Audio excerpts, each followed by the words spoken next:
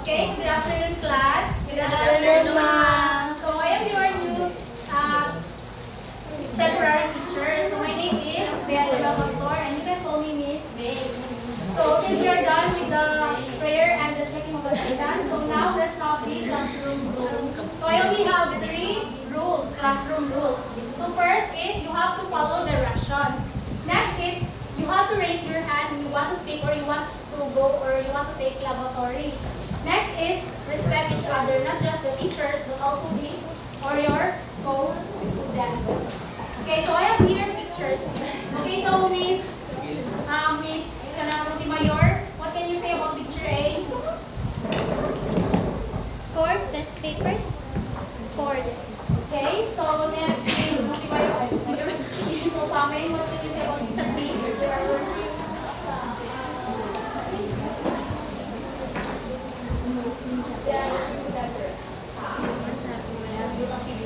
Okay, so which do you think is more important? Your score on long quiz or your score on a gradient? I mean, group activity. Okay, so Pamela? Yes, you're right. So both of performance task or kind of group activity and long quiz is important. So do you think a single quiz is already can define your grade, Miss Luna? For me, ma'am, no. Why? Because the teacher will rate the student based on the different aspects sa student. Yes, very good. So now, can we read our learning objectives, everyone? 30 minutes task. Again. At the end of the 30-minute class discussion, students will be able to identify the three components of the current P-12 grading system and their respective weight distribution across different subjects. Explain in 2 to 3 sentences the importance of standards-based assessment in ensuring fair and transparent student evaluation, and perform a role-play simulation to verbally justify a student's grades using correct 8 to 12 component weight and proficiency descriptors. So now, we have here an activity. It is called the weight race. So are you familiar with this? So here are the mechanics. So I will be dividing you into two groups and I will present here or display here the subjects. And you will choose at least 3 representatives from each team and must rush in front to submit the signaling card and identify the heavyweight component chosen for the subject in the corresponding weight or percentage. So the first team to correctly identify the component and the exact percentage wins a point. So na siya quiz. So ang maka-answer sa tulo ka book na representatives, makadawal kong premium. Okay, so anyone, ano yung group 1, ano yung group 2? Group 2? Okay, yes, ano yung group 2? Group 1, group 2. Okay, choose representatives. Pamili sa mga representative dali.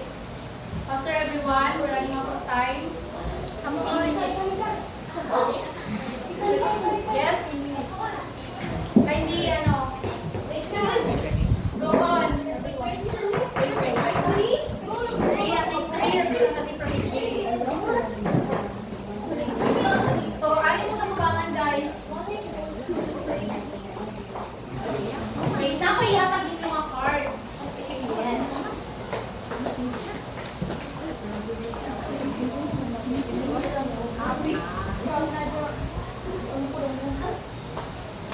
Yes.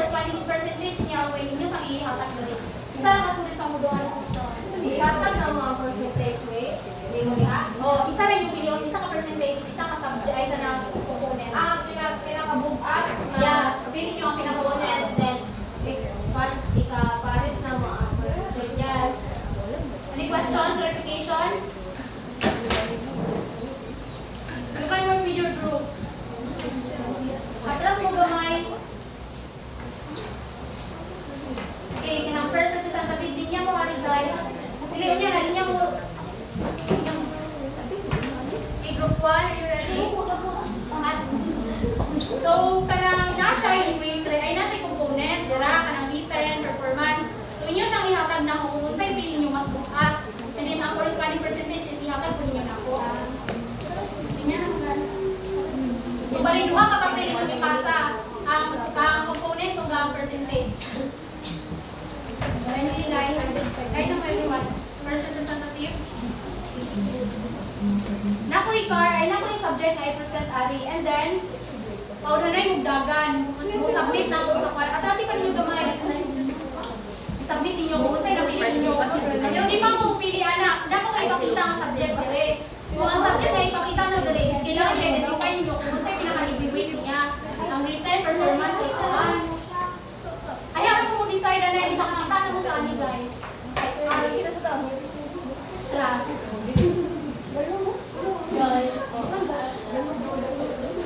Okay, are you ready?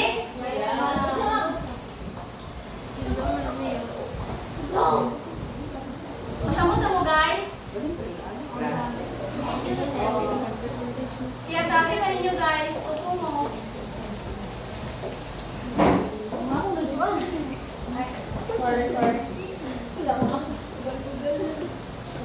Okay, are you ready?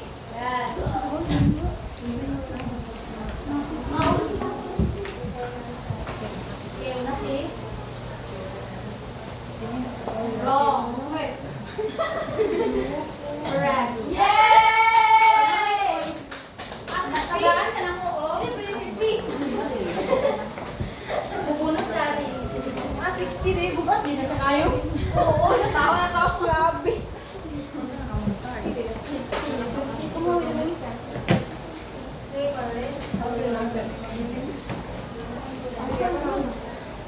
Round of applause. Everyone, can you give Joanne a round of applause? Okay, another. Ngayon sa representative. 12 minutes.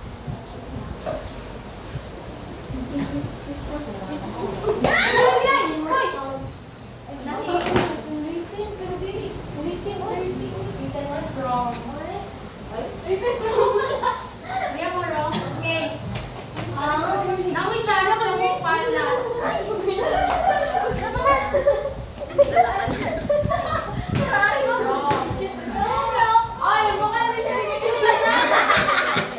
Balik ka doon.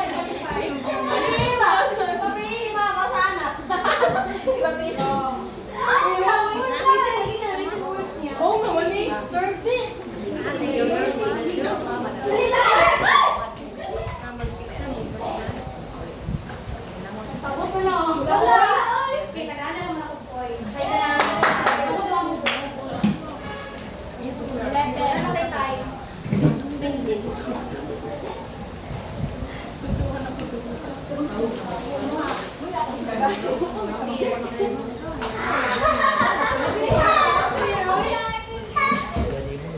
Okay.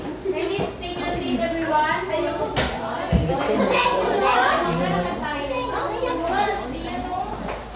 Ngayon lang kayo yung participation para makatuwa mo sa Okay, so based on our activity, what do you think will be our topic for today? Anyone? Ano yung dahil ka ng reward ang mga matubag? Okay, this pa ng nasa? Malakaw. What will be our topic for today?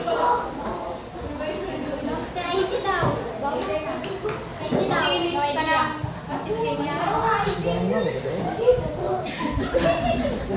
Isa?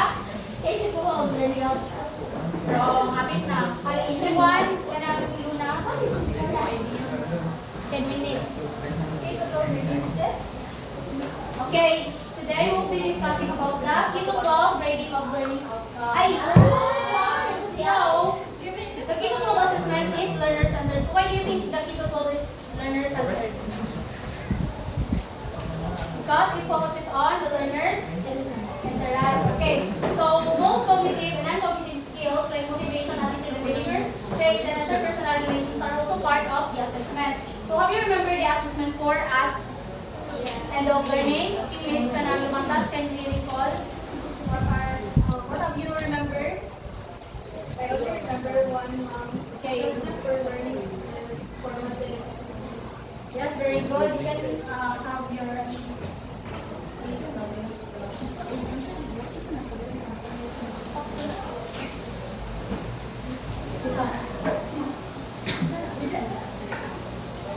Okay, so when we say assessment 4, it is for formative.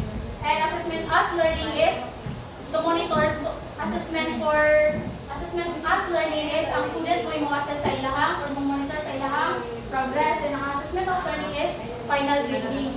So here in the K-12 curriculum, the assessment will be standard-based to ensure that there is standardization in teaching and learning. So standard-based siya because na siya di follow mga criteria. And before, na siya yung patka levels, the knowledge, process, understanding, products, and performances. So here are the percentage weight or the corresponding weight. Sa knowledge, is na siya 50%, sa process of skills 25%, the understanding 30%, and the products performance 30% for a total of 100%. So here is, muna siya ang latest karon sa grading system sa K-12. Na siya written work, performance task, quality assessment. So when we say written works, muna siya ang mga quizzes, mga essays, yung kanilang mga performance tasks is muna siya katong mga demo, mga sayaw, yan, works.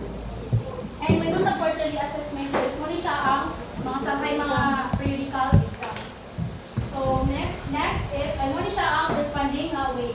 So sa language or English, AP of EAP is, na siya 30% sa written, sa performance task 50%, sa quarterly is 20%.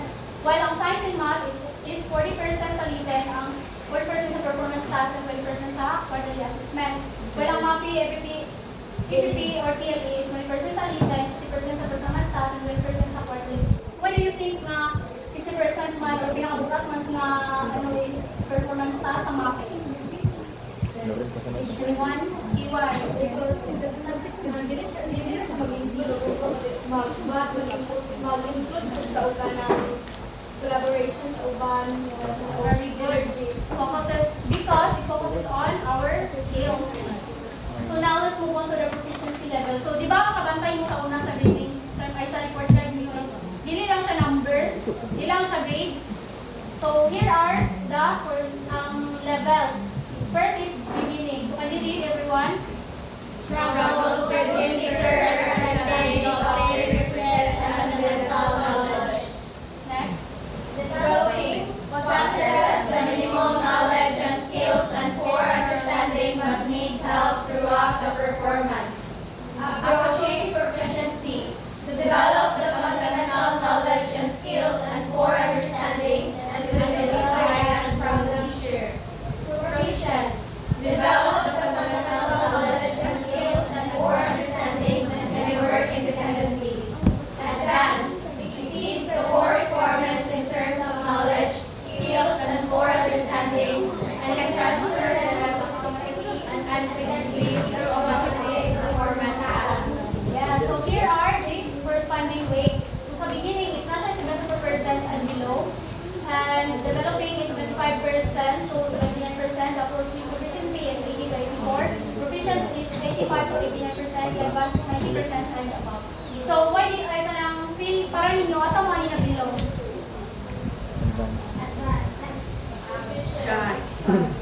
Okay, advanced. Next, sa yung I said. Proficient, but kanang humble. Okay, now let's have another activity or the application of your learning. But before that, let's do a recap. So, kung sa ganito itulo ka components sa grading system, written word, kanang isa-isa. I mean, kanang Written works, performance tasks. very good. Appear. Nasa university, magbulot. Okay, so how about the the proficiency level? So sa itong lima, Miss Parilla, Nakakalimot. give me kindly, ay kanang, you can give me one. Beginner. Proficient, advanced, nakalimot ka sa ikatwag ikatuloy. Sorry. Okay. Kanang Miss Parilla, ay Miss Upamen, kay Miss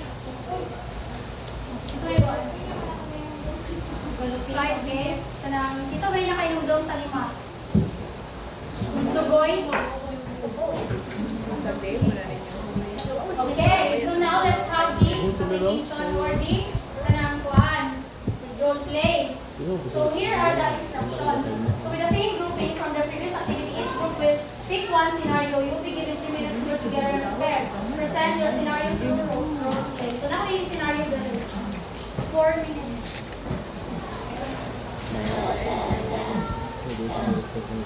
Okay, so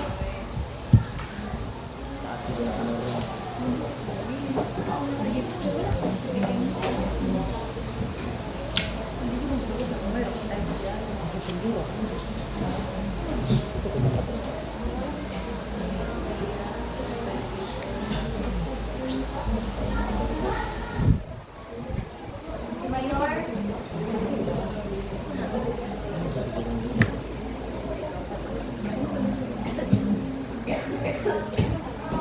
Are you done? Yes. Work with your team.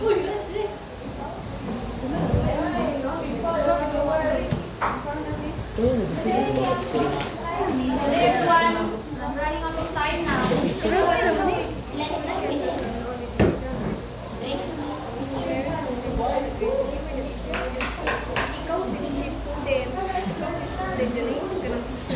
Pag-start na ba?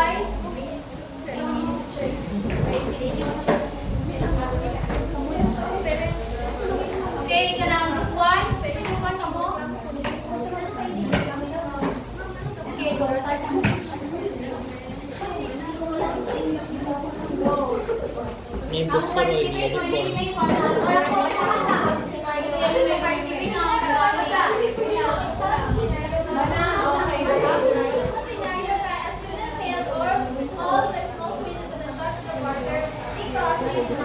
However, she got excellent grades in performance tasks and got a 95% on it.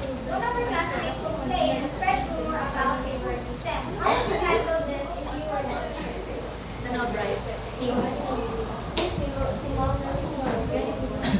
Good morning, class. Okay, mga student kaningilang sa kuha kayong hadap siya kita ko. Kaya ano kung magdako ko yung grades sa gabay niya score. For your information, I would like to explain to you kung saan ako pag-grade.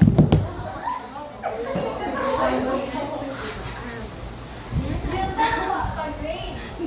Okay, kaya ang performance task is 60% ang quarterly assessment can be 20%, well, the rest is 40%. Since dako man yung performance task, nabiraki hanggang kanyang scores sa yung performance task, mauto siya. Dah mga reklamador. Yes, ma'am. Okay, very good. Next group 2. Group to. Scenario 1, students get higher scores on all written exams but refuse to participate in the performance task. The final grade is lower than expected. Parents complain about it. If you were the teacher, how would you explain and resolve the misunderstanding?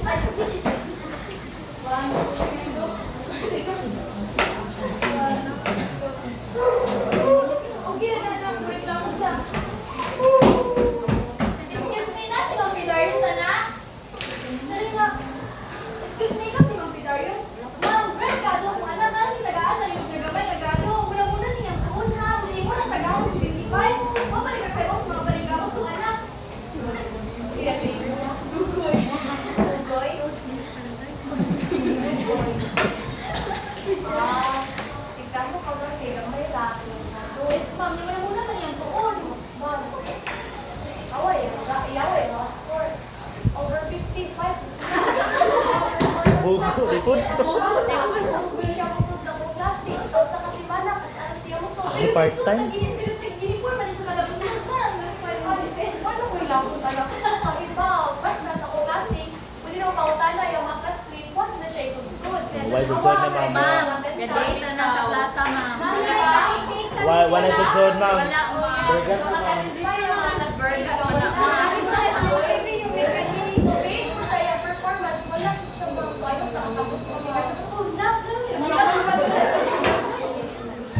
Okay,